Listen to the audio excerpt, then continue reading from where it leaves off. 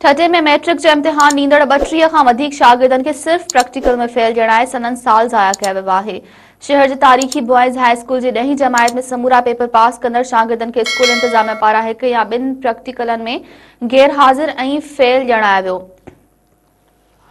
मार्कशीटनि में भी खेनि ॿियनि समूरनि पेपर्स में पास हुजण बावजूद प्रैक्टिकल के जवाब से फेल ॼणायो वियो। गुज़िरियल ॾींहुं 11हीं जमायत में दाख़िला जो आख़िरी ॾींहुं हुजण करे हाई स्कूल में मैट्रिक जो इम्तिहान ॾींदड़ 32 खां वधीक शागिर्द फर्स्ट ईयर में दाख़िल खां महरूम थी विया आहिनि।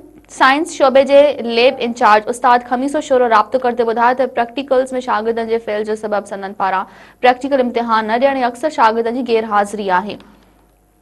हाई स्कूल जे हेड मिस्ट्रेस मैडम नज़ीर बेगम शाह जो चवण है प्रैक्टिकल लैब इंचार्ज खमीसो शोरो ज़बरदस्ती स्कूल जो FA थियो वेठो है, जो पंहिंजे स्कूल के गरीब शागिर्दनि खे फेल कराए रहियो आहे, जॾहिं त संदसि निगरानी में इम्तिहान ॾींदड़ प्राइवेट स्कूलनि जे शागिर्दनि खे पास कराए वियो आहे।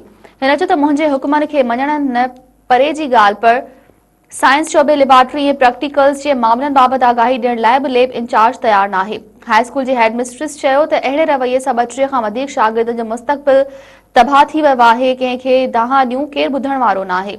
मुतासिर शागिर्दनि जो चवण है त असां स्कूल में क्लासिस में न रुगो पाबंद रहिया आहियूं पर समूरनि प्रैक्टिकल्स में हाज़िर भी रहिया आहियूं, पर सिर्फ 1, 2 या 3 प्रैक्टिकल्स में फेल ॼणाए असांजो मुस्तक़बिल तबाह करण नाइंसाफ़ी आहे।